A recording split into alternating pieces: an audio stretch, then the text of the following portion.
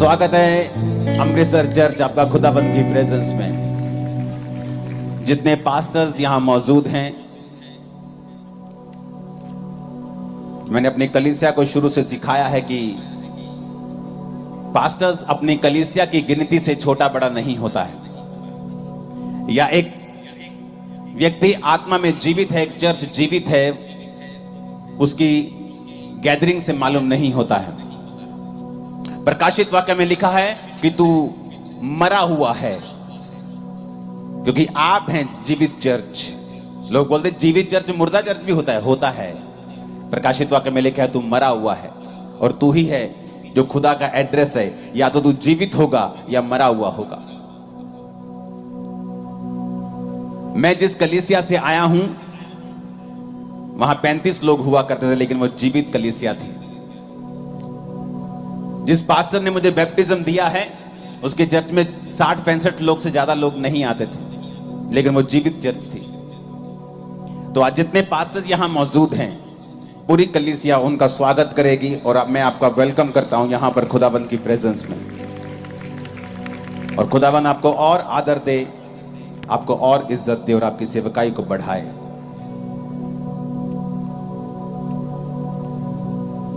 अपने हाथों को उठा के पवित्र आत्मा से कहो, आज जो कुछ मैं सुनने जा रहा हूं, उठाओ अपने हाथों को, कहो पवित्र आत्मा आज जो कुछ मैं सुनूं मैं फलों को लेके आऊं। फिर से कहो ऊंची आवाज में, प्रभु यीशु मसीह के नाम में हम मांगते हैं। खुदावंद के लिए जितनी हाथों में ताकत है तारीफ कर दो एक बार।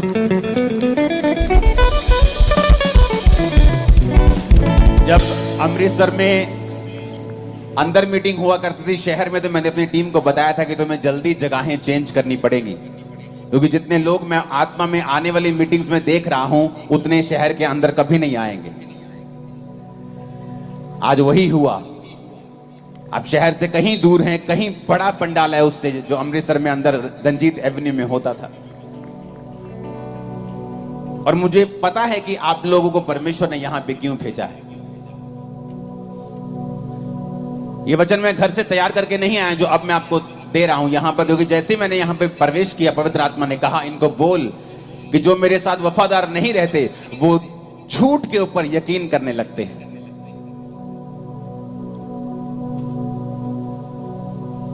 फिर आप कहेंगे कि मैंने पक्का पता सी मैं बिजनेस से कामयाब होना, पर मैं होया नहीं, क्योंकि मैं 15 लोगों को देखिया ये बिजनेस से कामयाब होए, इन्होंने यही काम किया सी, पर मैं कामयाब नहीं होया। पता नहीं मेरी मैरिज सही जगह क्यों नहीं हुई, पता नहीं मेरी लाइफ में ये क्यों नहीं हुआ। परमेश्वर ने कहा जो मेरे साथ वफादार नहीं है वो झूठ के ऊपर यकीन करने लगते हैं। ऐसा परमेश्वर नहीं चाहता है। एक बाप नहीं चाहता उसका बच्चा गलत दिशा की ओर जाए और बाद में दुख भोगे।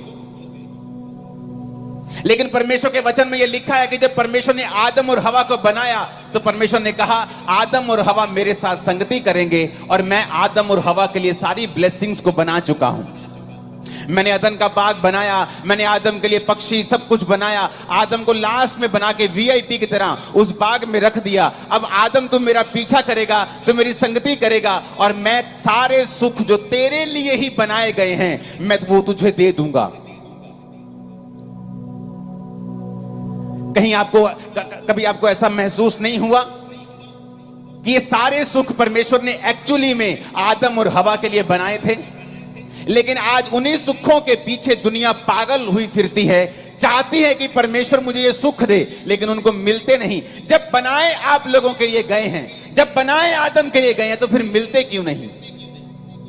क्योंकि परमेश्वर ने जब सुखों को बनाया तो एक कंडीशन लगाई थी कि जब तक आदम मेरे पीछे रहेगा, वो मेरी आराधना करेगा, वो मेरा पीछा करेगा, मेरी बंदगी करेगा, तब तक सारे सुख इसके पीछे रहेंगे। और जब आदम अपना मुंह मेरी ओर फेर लेगा, अपनी पीठ मेरी ओर कर देगा और सुखों की ओर भागने लगेगा, सुखों को बोला गया कि आदम को कभी मत मिलना, क्योंकि ये श्राप परमेश्वर ने पहले ही कह दिया था।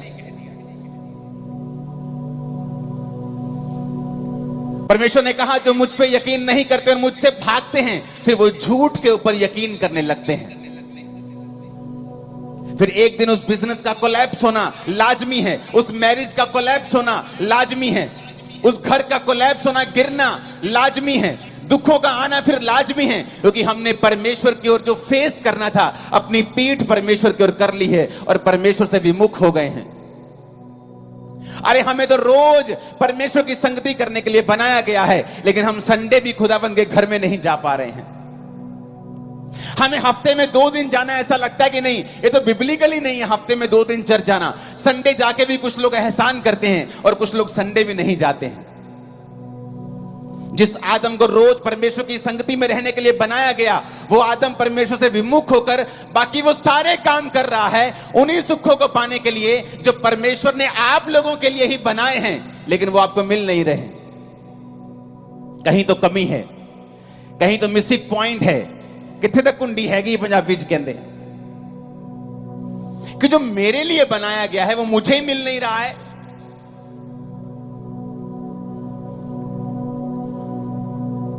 जो वचन मैं आपसे बोलने वाला हूं, अगर आप उसे समझ गए, अगर आप अपनी वर्थ समझ गए कि आप कौन हैं, आप क्या हैं परमेश्वर की निगाह में, जब परमेश्वर आपको देखता है तो किस सोच के साथ और कैसी निगाह के साथ आपको देखता है, अगर आज आप ये वचन समझ गए, आप अपनी जिंदगी में कभी भी फेल नहीं होंगे। मैंने कहा कभी भी। आप 100 बार लड़ेंगे और 100 बार जीतेंगे, एक भी बार फेल नहीं होगा। लड़ाई हमारी किसी व्यक्ति के साथ नहीं, किसी धर्म के साथ नहीं है। मैं आपका धर्म बदलने यहां पे नहीं आया, मैं आपका मन बदलने के लिए आया हूं। क्योंकि जीसस ने जब प्रीच करना शुरू किया तो नहीं कहा धर्म बदल लो, जीसस ने कहा मन फिराओ, मेटामोनियो, अपने सोचने के तरीके को बदल लो।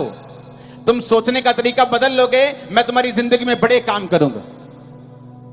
बाइबल पढ़ के देख लो, हर बड़ा मिरेकल मन फिराने से हुआ है। हन्ना ने मन फिराया, प्रभु के भवन में जाके प्रार्थना करने लगी। पहले क्या करती थी? रोती थी, हस्बैंड से लड़ती थी, दूसरी पत्नी के बच्चे हैं, मेरे को क्यों नहीं है, मैं खाना नहीं खाऊंगी। घर में कलेश होता था, ड्रामास होते थे, आंसू होते थे, ड्रामास होते थे, लड़ाइयां होती थी, कलेश होता था, कंट्रोवर्सीज होती थी घर में। और एक दिन हन्ना ने सोच लिया कि मैं अब परमेश्वर के सामने जाऊंगी, और जाकर प्रभु के सामने अपने दिल को खोल दिया और प्रभु से कहा, प्रभु अगर तू मुझे बेटा दे तो मैं तेरी महिमा के लिए उसे दे दूंगी। और प्रभु ने उसकी कोख को खोला, क्योंकि अब वो परमेश्वर के लिए जीना सीख गई थी। अब उसे मालूम होने लगा था कि मेरा जीने का मकसद सिर्फ बच्चे पैदा करना नहीं है, बल्कि यह भी देखना है कि प्रभु को क्या चाहिए, परमेश्वर के राज्य में किस चीज की जरूरत है। क्योंकि उस समय प्रभु को एक नबी चाहिए था, लेकिन किसी का आत्मा खुला नहीं हुआ था। तो परमेश्वर ने हन्ना की कोख को बंद कर दिया कि जब तक तू मेरी आवाज को सुनेगी नहीं आत्मा में और इस संसार में बिजी रहेगी, मैं भी तेरी कोख को बंद करके रखूंगा।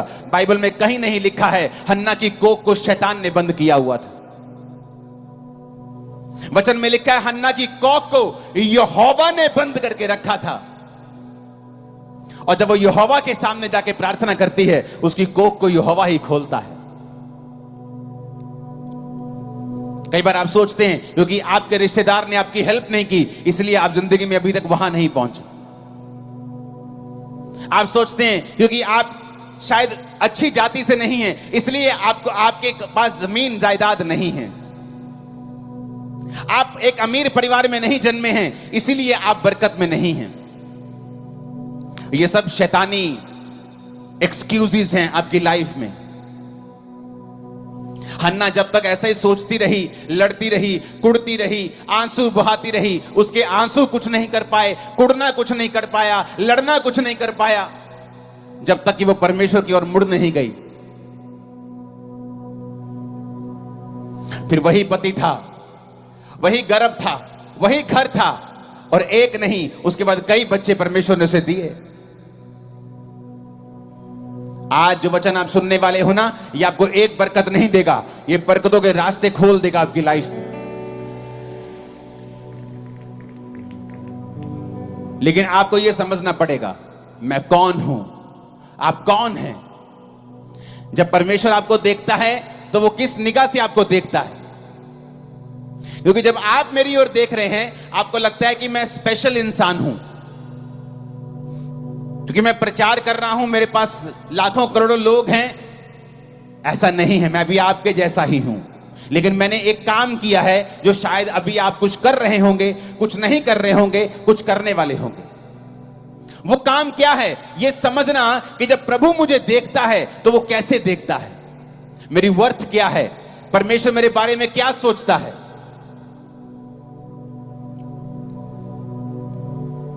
गिदोन के बारे में आज पढ़ेंगे, न्यायियों 6 उसकी 11 से लेकर 16 आयत को हम पढ़ेंगे। फिर यहोवा का दूत आकर बांज वृक्ष के नीचे बैठ गया, जो ओपरा में एबीएजरी योआश का था, और उसका पुत्र गिदोन एक दाख रस के कुंड में गेहूं इसलिए झाड़ रहा था कि उसे मिधानियों से छिपा के रखे। उसको यहोवा के दूत ने दर्शन देके कहा, हे शूरवीर सूरमा, हे शूरवीर सूरमा, यहोवा तेरे संग है। गिदोन ने उससे कहा, हे मेरे प्रभु, विनती सुन, यदि यहोवा मेरे संग होता, हमारे संग होता, तो हम पर यह विपत्ति क्यों पड़ती? जितने आश्चर्य कर्मों का वर्णन हमारे पुरखा ये कहकर करते थे कि क्या यहोवा हमको मिस्र से छुड़ा नहीं लाया, वो कहां रहे? अब तो यहोवा ने हमको त्याग दिया और मिधानियों के हाथ में कर दिया है। तब यहोवा ने उस पर दृष्टि करके कहा, अपनी इसी शक्ति पे जा, तू इजराइलियों को मिधानियों के हाथ से छुड़ाएगा। क्या मैंने तुझे नहीं भेजा? उसने कहा, हे प्रभु, विनती सुन, मैं इजराइल को कैसे छुड़ाऊं? देख, मेरा कुल मनुष्य में सबसे कंगाल, और मैं अपने पिता के घराने में सबसे छोटा हूं। यहोवा ने उससे कहा, निश्चय मैं तेरे संग रहूंगा, इसलिए तुम मिधानियों को ऐसे मार लेगा जैसे एक मनुष्य को। इस समय इजरायली जाति जो थी, परमेश्वर से मुंह फेर कर अपनी पीठ खुदा की ओर कर दी थी। जब पीठ परमेश्वर की ओर कर दी, तो परमेश्वर ने मिधानियों को इजरायलियों के खिलाफ कर दिया। पहले ऐसा नहीं था। ये सारे मिधानी, ये सारे लोग इजराइल से दब कर रहते थे, लेकिन जब तक वो खुदा के साथ रहते थे इजरायली, खुदा उनको जीत देता था। जब वो मुड़ गए परमेश्वर से, खुदा ने उनको हराना शुरू किया और मिधानी उन पर कब्जा करने लगे। परमेश्वर एक व्यक्ति के पास गया और गिदोन को कहा कि जा और तू उन्हें मिधानियों के हाथ से इजरायलियों को छुड़ाएगा। कहता, प्रभु, मैं कैसे छुड़ा सकता हूं? मेरा कुल, मेरा परिवार है ना, जो हमारे रिश्तेदारों में सबसे कंगाल है। हमें लोग सबसे बाद में बुलाते हैं शादी के ऊपर। मेन इंपॉर्टेंट काम पे तो हमें बुलाते भी नहीं है जी, हमें पूछते भी नहीं है। और मैं अपने परिवार में सबसे छोटा हूं। मेरा कुल कहता मेरा कुल मनुष्य में सबसे कंगाल है, हम सबसे गिरे हुए हैं। कहता, दूसरी बात यह है कि मेरा कुल सबसे ज्यादा गिरा हुआ है, सबसे छोटा है, और मैं अपने कुल में सबसे छोटा हूं। तो प्रभु, तुझे गलती लग गई है, तूने लीस्ट इफेक्टिव आदमी चुन लिया है। तूने ऐसा आदमी चुन लिया है जो सबसे कम खतरनाक है, सबसे कम इफेक्टिव है, जो बिल्कुल गया गुजरा है, जो रैंद खूंद है। कहता, तूने वो चुन लिया है। जैसे आज लोग सोचते हैं कि क्या परमेश्वर मेरी जिंदगी में काम करेगा? मैं तो एक छोटी जाति से आता हूं, मैं तो एक छोटे परिवार से आता हूं, मैं तो गरीब परिवार से आता हूं, मैं तो बीमार शरीर से आती हूं, मैं तो बांझ शरीर से आती हूं, मैं तो गरीब और बिल्कुल छोटे परिवार से आता हूं, मैं तो 3,000 रुपए महीने की जॉब करती हूं। क्या परमेश्वर मेरी लाइफ में ऐसा काम करेगा? मैं आपको गुड न्यूज देता हूं। मेरा यहोवा परमेश्वर, जो 4,000 साल पहले ऐसी बातें करता था, जो 5,000 साल पहले ऐसी बातें करता था, फिर जीसस के समय वो ऐसी बातें करता था, पौलुस के समय कहता था कि मैंने तुच्छों को, मैंने गरीबों को, मैंने बीमारों को चुन लिया है।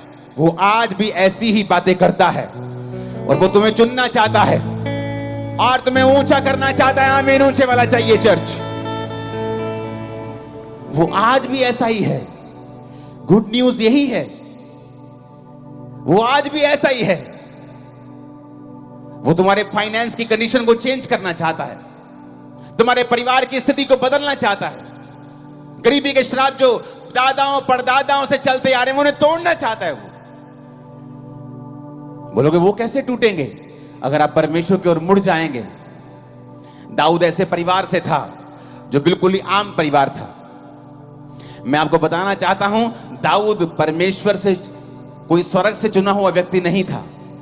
दाऊद पर तो परमेश्वर की प्लानिंग तक नहीं थी, क्योंकि हमेशा प्रभु की प्लानिंग घर के बड़े बच्चे पे होती थी, पहलोठे के ऊपर। तो जब शमूएल नबी दाऊद के घर में मसा करने के लिए गया, एक बच्चे को, यिशै को, दाऊद के भाइयों के घर में गया, यिशै के घर में गया, तो उसने बड़े बेटे को आते हुए देखा। परमेश्वर ने कहा, मैंने इसे नहीं चुना, मैंने इसे अयोग्य करार दिया है। यानी प्रभु की प्लानिंग उसके ऊपर थी, पर वो अयोग्य करार दे दिया गया, क्योंकि वो परमेश्वर के वचन पर वफादार नहीं रहा। जब वफादार नहीं रहा, योजना दूसरे बेटे पे आ गई, वो भी आया और वफादार नहीं। तीसरा, चौथा, सब आ गए, दाऊद वहां नहीं था। भूला हुआ बच्चा, भूला हुआ बच्चा। परिवार में ऐसा जन जिसकी कोई सुधि नहीं रखता, कोई पूछता नहीं कि बेटा भेड़े चरा रहा है, तूने रोटी खाई कि नहीं खाई, भेड़िए तुझे अटैक करते होंगे तो तेरी जान का खतरा, ध्यान रखा कर। नहीं, rejected, totally rejected by his family. इतना रिजेक्टेड कि फैमिली में एक फंक्शन है। पुराने समय में जब नबी किसी के घर जाया करते थे तो लोगों की टांगे कांपती थी कि या तो ये बड़ा तगड़ा कोई बड़ा समाचार पॉजिटिव लेके आया है, और या ये बड़ा नेगेटिव लेके आया। बीच में कामते में तो ये नहीं आया, ये खाने पीने तो कुछ नहीं आया कि भैन जी कितना ठीक ठाक हो, ये पूछने के लिए तो नहीं आया ये। तो उनको डर रहता था कि शमूएल नबी क्यों आया है। इतना इंपॉर्टेंट काम घर में हो और आप अपने बच्चे को कैसे भूल सकते हो? क्योंकि वो आपकी फैमिली में कोई वर्थ नहीं रखता, इसलिए आप उसे भूल गए। उसकी कोई वैल्यू नहीं है, इसलिए आप उसे भूल गए। कहता एक रह गया, भेड़ बकरी को चराता है, उसे भूल गए हम। कहता उसे लेके आओ। जब वो आया तो मसा किया गया, रिजेक्टेड आदमी मसा कर दिया गया इजराइल का राजा होने के लिए। एक ऐसा सरप्राइज आपकी वेट कर रहा है जब आप परमेश्वर से वफादार रहेंगे कि आपके एनिमीज, आपके रिश्तेदार, आपके लोग सब आंखें खुली और मुंह खुला रह जाएगा जो होने वाला है। उसके लिए आपको प्रभु की ओर मुड़ना होगा। दाऊद वफादार रहा, भेड़ें चराते भी वफादार था। नहीं कंप्लेंट की परमेश्वर को कि प्रभु मुझे क्या फायदा तुझे मानने का, मेरे भाई तो ऐश करते हैं, तेरी पवित्रताई में रहने का क्या फायदा। दूसरे तो ऐश करते हो, राजा की सेना में भी हैं, उनके ऊपर तो बरकत भी ज्यादा है। चट्टान पर घर बनाना आसान नहीं है। आप चट्टान के ऊपर घर बनाते हैं, आपको समय लगता है, पसीना आता है, एफर्ट लगता है, पैसा लगता है, ज्यादा टाइम लगता है, लेकिन जब वो बन जाता है वो गिरता नहीं है। दाऊद का घर जो था वो वचन के ऊपर बना था। आप इजराइल में बहुत कम राजा ऐसा देखेंगे कि जो अपने बुढ़ापे तक अपनी गद्दी पे बैठे रहे और कोई मार के उन्हें उठा नहीं पाया। दाऊद को कोई गद्दी से मार के उठा नहीं पाया, बल्कि वो बूढ़ा होके, कमजोर बूढ़ा जब हो गया, तब वो अपनी पूरी उम्र भोग कर परमेश्वर में सोया।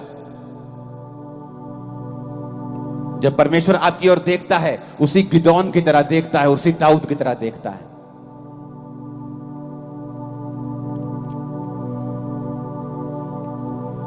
जब मेंटली अपसेट के अटैक होते थे और दुष्ट आत्मा मेरे पे जब अटैक करती थी, तो कोई दवाई काम नहीं आती थी, कोई काउंसलिंग साइकेट्रिस्ट की काम नहीं आती थी। रोता था मैं, करलाता था, दुखी होता था बहुत।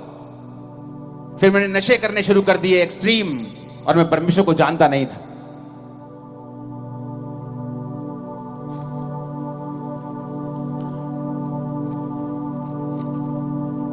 कुछ नहीं मालूम था परमेश्वर के बारे में।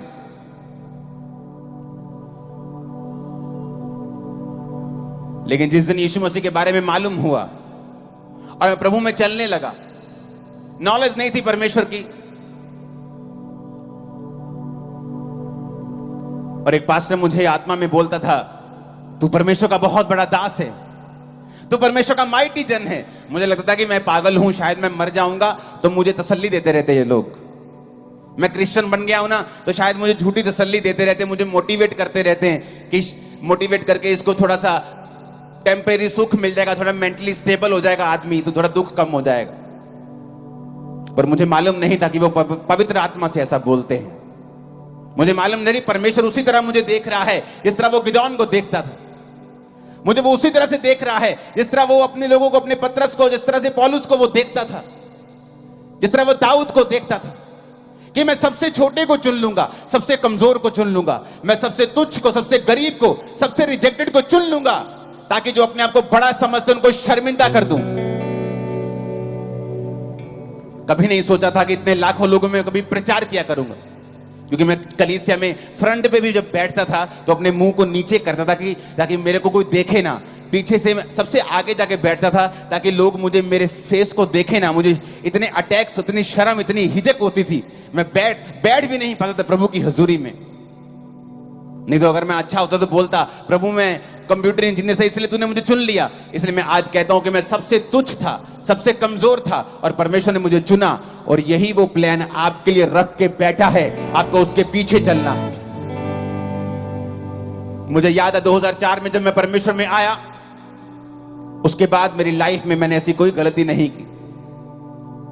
किसी लड़की के साथ कोई संबंध नहीं रखा, कोई शराब नहीं पी, कोई नशा नहीं किया। बपतिस्मा लेने के बाद सब कुछ छोड़ दिया, परमेश्वर के पीछे चलने लगा। एक अच्छा बिजनेसमैन था, अपने घर में काम, अपने बिजनेस में काम करके, अपने घर पे काम करके शाम को चर्च जाया करता था। भरोसा रखता था परमेश्वर के ऊपर।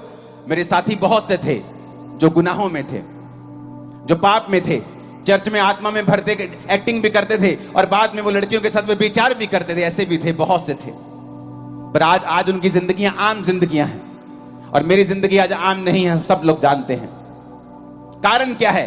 कारण मैं खास था ये नहीं, कारण यह है कि मैंने परमेश्वर के वचन को तोड़ा नहीं। मैं उसके वचन की कीमत को जानता था कि अगर परमेश्वर ने मुझे तुच्छ के रूप में चुना है तो मुझे समय लगेगा, मुझे प्रभु के पीछे चलना पड़ेगा, विश्वास रखना पड़ेगा, ताकि वो मुझे वैसा बना सके जैसा वो सोचता है। वो आपका प्रेमी परमेश्वर है।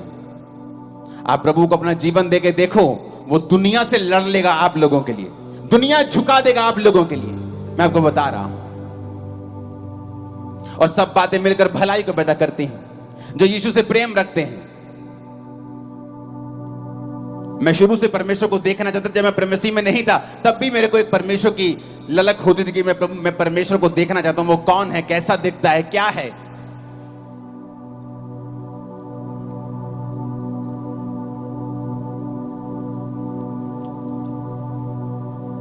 मैं अपनी पढ़ाई में बहुत तेज होता था, बहुत सी क्लासेस मैंने जंप की हैं, और मैंने जल्दी जल्दी अपनी उम्र से पहले क्लासेस पूरी करके बहुत यंग एज में मैं कॉलेज चला गया था। मुझे याद है जब मैं अपनी स्कूल की पढ़ाई को मैंने पूरा किया तो बहुत से दोस्त थे मेरे पास आके बोले कि हम एक एंट्रेंस टेस्ट देंगे, जहां पर इंजीनियर की सीट मिल जाती है, हम एंट्रेंस टेस्ट देंगे। मैंने कहा ठीक है, मैं भी दूंगा। मालूम नहीं था, कोई गाइड करने वाला नहीं था कि क्या करना है। ठीक है, इंजीनियर बन जाते हैं, चलो ठीक है। हम सब तैयारी करने लग गए। मेरे सब दोस्त, हम सब अपने दोस्त की दुकान के ऊपर शाम को इकट्ठा होते थे स्कूल के बाद, जब स्कूल खत्म हो गया, कि हम इस एंट्रेंस टेस्ट की तैयारी करेंगे और इंजीनियरिंग में हम प्रवेश करेंगे। तो एक दिन जब मैं अपने दोस्त की दुकान के ऊपर था तो उसके पिताजी ने मुझे बुलाया, और उसके पिताजी ने मुझसे कहा, बेटा तू जानता है कि बड़े कॉम्पिटिटिव एग्जाम है ये, बहुत कम लोगों का नंबर लगता है इसमें, बड़ी कंपटीशन है आजकल, तो बेटा तू अपने घर में तैयारी किया कर।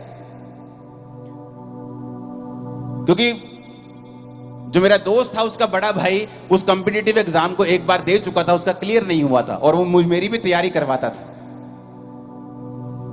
तो मुझे कभी गुस्सा नहीं लगा, शुरू से मेरी आदत ये थी। मुझे मालूम था कि जो खुदाबंद मेरे साथ परमेश्वर करेगा वो अच्छा ही करेगा। मैंने कहा ठीक है अंकल, कोई बात नहीं। मैं अपने घर पे जाकर तैयारी करने लगा। ऐसा कोई मेरे मन में मैं इनको बताऊंगा, मैं इनको दिखाऊं, मेरे मन में ऐसा कभी नहीं आता, शुरू से ही नहीं ऐसा। मेरा मन ना तो क्रिश्चियनिटी के पहले था ना बाद में, तो बिल्कुल ही नहीं। पहले कई बातों में मैं फिर करता था, लेकिन क्रिश्चियनिटी में आने के बाद अगर आप फिर भी ऐसे हैं तो आपको डिलीवरेंस की जरूरत होती। हमने कुछ महीने एग्जाम की तैयारी की और उसके बाद जब रिजल्ट आया तो मेरे दोस्तों ने कहा रिजल्ट आ गया, रिजल्ट आ गया। मैं कितने रिजल्ट, अखबार में आता था रिजल्ट उस समय, कहते अखबार से आ गया रिजल्ट। अखबार लेके आए, हम एक धार्मिक स्थान के ऊपर बैठे थे। जब अखबार खोली वो सारे फेल थे और मैं अकेला पास था। सारे फेल थे, सारे के सारे फेल थे वो। और मेरा रैंक इतना ऊपर आया कि मुझे फ्री सीट मिली थी। मैंने अपनी इंजीनियरिंग के लिए पैसे खर्च नहीं किए, तो मुझे फ्री सीट मिली क्योंकि मेरा जो रैंक था पंजाब में बहुत ऊपर था। तो मैं आपको ये इंसिडेंट इसलिए बता रहा हूं, अगर आप सच्चे हैं और अब तो परमेश्वर आपके संग है, कोई आपके साथ कितना भी बुरा करने की कोशिश क्यों ना करे, वो आपकी भलाई में बदल जाएगा। इमेजिन करो, जिस किताबों से, जिस गाइड से वो पढ़ रहे थे और मुझे पढ़ा रहे थे, अगर वो फेल हुए तो मैं तो होता ही होता फिर। पर देखो परमेश्वर ने मुझे उनसे दूर कर दिया और मैंने अपनी अलग किताबें परचेज की। माई हीरा गेट गया जलंधर में, अलग किताबें ली और मैं खुद पढ़ने लगा, खुद सीखने लगा और खुद एग्जाम की तैयारी करने लगा। कई बार आप सोचते हैं, हन्ना सोचती है कई बार, हाँ ये जो सौतन है ना मुझे चिढ़ाती रहती है मेरे को, इसको छोड़ूंगी, इसको मार दूंगी। लेकिन अगर आप ध्यान से बाइबल पढ़ के देखें तो परमेश्वर का जो मिरेकल हन्ना की लाइफ में हुआ, उसकी सौतन एक वजह है। क्यों? वो चिढ़ाती थी और हन्ना परमेश्वर की ओर चली गई। अगर वो चिढ़ाती नहीं, ओनू बांझ ना कहती, चल तू तो बांझ, तेरे तो होना ही नहीं, मेरा हस्बैंड तो मेरे नाल है, साडा बड़ा प्यार है, तेरे ना तो कभी होना नहीं, ऐसी बातें बोलकर उसको चिढ़ाती थी। और उसने उन बातों का गुस्सा नहीं किया, परमेश्वर के सामने गई और परमेश्वर के सामने सारा कुछ उंडेल दिया। गुस्सा मत कर जब लोग आपके खिलाफ बोले, अरे भाई वो आपकी पीआर है, वो आपको मशहूर कर रहे, जो आप पहले नहीं कर पा रहे थे अब आप और कर पा रहे हैं उनकी वजह से। थैंक्स करो उनका। पहले इतना बड़ा पंडाल कभी नहीं लगा अमृतसर में, थैंक्स करो। वो तो मशहूरी करने वाले फ्री के, कि आप चर्च के पैसे को जरूर मशहूर करने में लगाएंगे, लोगों को करने तो आसान हो जाएगा आपका काम। आपके विरोधी आपके लिए ही काम करने लगते हैं जब आप प्रभु से प्यार करने लगते हैं। वो इनडायरेक्टली आपको फायदा देने लगते हैं, आपके लिए ही काम करते हैं दिन रात आपका नाम ले लेकर, क्योंकि परमेश्वर आपके संग है। सब बातें मिलकर भलाई को पैदा करती हैं। रोमियो 8 उसकी 28 आयत में लिखा है, रोमियो 8 उसकी 28 आयत, हम जानते हैं कि जो लोग प्रभु से प्रेम रखते हैं उनके लिए सब बातें मिलकर भलाई ही को उत्पन्न करती हैं, अर्थात उन्हीं के लिए जो उसकी इच्छा के अनुसार बुलाए गए हैं। आप कई बार दुखी हो जाते हैं कि प्रभु ये मेरे 3 दोस्तों ने मुझे त्याग दिया। अरे उसने इसलिए त्याग दिया शायद कि तू परमेश्वर से प्रार्थना कर सके, तू प्रभु के करीब जा सके। लेकिन हम अपने जीवन के आसपास की घटनाओं को कैप्चर करने में और उनको आत्मिक रीति के साथ समझने में फेल हो जाते हैं। और जो पास हो जाते हैं, जो समझ जाते हैं कि मेरे जीवन में अगर यह घटना हुई है, इसका आत्मिक कारण क्या है। 2017 में बहुत क्रूसेड जब होते थे, 2017 की बात है ये, 17, 18, 19 लगातार हुआ करते थे। एक महीने में 18 बड़ी मीटिंग्स हुआ करती थी, मुझे याद है। और लोग पूछते थे ऐसा क्या आप करते हो कि आपके हर क्रूसेड में भी तो 10 दिन पहले क्रूसेड हुआ, अभी फिर लाखों लोग बैठे हैं, अभी फिर 15 दिन हुआ, अभी फिर लाखों, ऐसा क्या कर रहे हो आप? मैंने कहा मैं कुछ नहीं कर रहा हूं, मैं वो खरबोपति थोड़ी हूं कि मेरे पास इतना पैसा है कि मैं अपनी उसे यूज करूं। नहीं, परमेश्वर जब आपके ऊपर कृपा करता है। और जब 2017 में लोग मुझसे पूछते थे कि आप इतने विरोध से होके क्यों गुजरते हो, मैंने कहा इसलिए क्योंकि मेरी बरकत ऐसी है जैसी किसी की नहीं है, इसीलिए मैं होके गुजरता हूं। बाइबल कहती है उन्होंने मुझसे व्यर्थ बैर किया, वो आपसे व्यर्थ बैर करेंगे बिना किसी कारण के। लेकिन अगर आप आत्मिक रीति से नहीं समझेंगे कि ये क्यों हो रहा है, मुझे मालूम था कि ये क्यों हो रहा है, ये फालतू की चीजें क्यों हो रही हैं, क्योंकि परमेश्वर एक बड़ा रिजल्ट देने के लिए जा रहा था। जब आप समझ जाएंगे आपकी लाइफ में क्यों हो रहा है, कई बार आपको ठोकर लगती है आपके पति से, आपकी पत्नी से, आपके बच्चे से, आपके बाप से, आपके बिजनेस से आपको ठोकर लगती है, कई बार आपके पार्टनर से ठोकर लगती है। आप सोचते हैं कि इंसान बुरा है, नहीं, आप उसका आत्मिक रीजन देखने की कोशिश करें, प्रभु की ओर मुड़े, प्रभु से पूछें मेरे साथ ऐसा क्यों हो रहा है, वो आपको बताएगा क्यों हो रहा है। सब बातें मिलकर भलाई पैदा करती हैं उन लोगों के साथ जो प्रभु से प्यार करते हैं। बात प्यार करने की है, बात यह है कि आप प्रभु के साथ जुड़े हुए हैं कि नहीं हैं। आप प्रभु से प्यार करते हैं, आप नशा कैसे बेच सकते हैं? क्या नॉनसेंस है कि आप प्रभु से प्यार करते हैं नशा बेचेंगे? आप ऐसी देह को खराब करेंगे जो प्रभु ने बनाई है? आप ऐसे घर को खराब करेंगे जो परमेश्वर ने रचा है? आप प्रभु से प्यार नहीं करते अगर आप नशा बेचते हैं तो। मैं वैसे संडे चर्च नहीं जाता हूं, लेकिन प्रभु से प्यार करता हूं। आपका बेटा आपसे रोज बात ना करे, आपको 6-6 महीने बाद डैडी बुलाए और 6 महीने बाद बात करे और कहे डैडी बता ना, मैं प्यार बहुत करता। आप चर्च नहीं जाते, खुदा से प्यार करते हैं? आपने कभी बाइबल पढ़ के परमेश्वर की, अपने खुदा की, अपने बाप की इच्छा जानने की कोशिश नहीं की? आप कहते हैं आप उससे प्यार करते हैं? नहीं, आप उससे प्यार नहीं करते हैं। यीशु ने कहा जो मुझसे प्यार करता है मेरी आज्ञाओं को मानेगा। बात यह है अगर आप परमेश्वर के द्वारा चुने गए हैं तो चुने हुए के लायक काम करें। चुना हुआ अपनी लड़ाई आप नहीं लड़ता, नालायको, वो लड़ता, खुदा लड़ता है उसके लिए। लेकिन हमारे बीच में लोग हैं जो अपनी लड़ाई खुद लड़ना चाहते हैं। पौलुस कहता है निर्बुद्धि गलातियों, तुमने किसने मोह लिया? हे मूर्खों, तुमने किसने मोह लिया कि तुम अपनी लड़ाई खुद लड़ रहे हो? खुदा को लड़ने दो, ऐसा रिजल्ट आएगा, आंखें खुली रह जाएंगी। खुदा को लड़ने दो।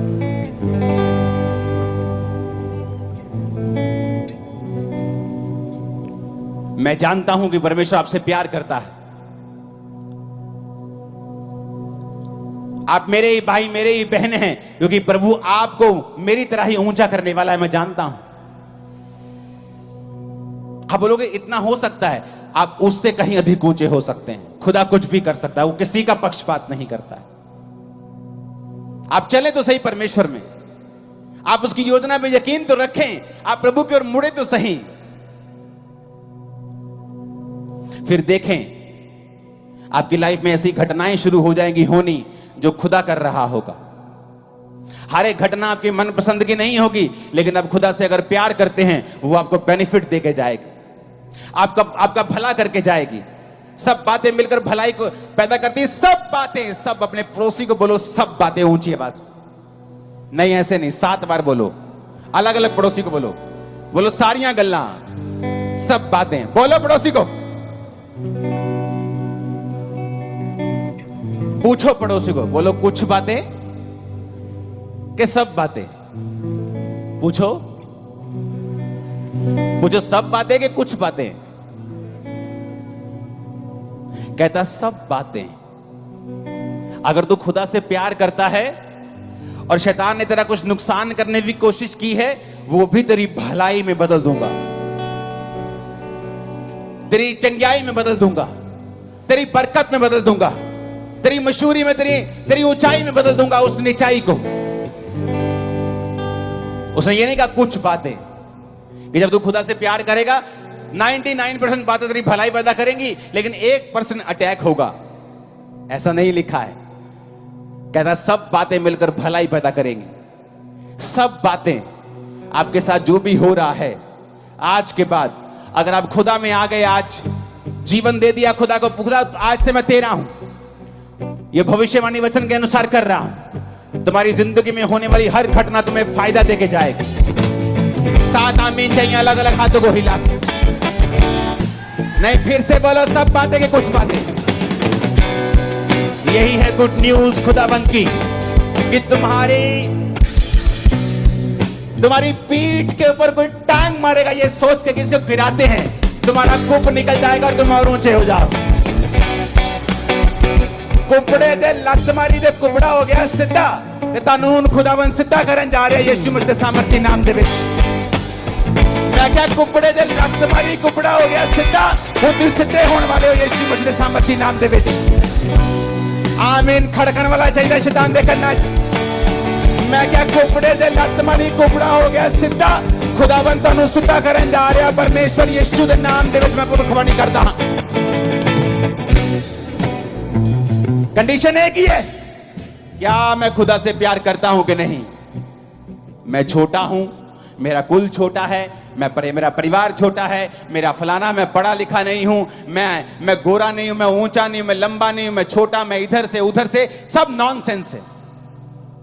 आप खुदा की महिमा के अनुसार उसकी स्वरूप में बनाए गए हैं। आप आम इंसान नहीं है, आप बेस्ट हो, आप अपना बेस्ट वर्जन हो जो खुदा ने बनाया, आपको शैतान ने नहीं बनाया।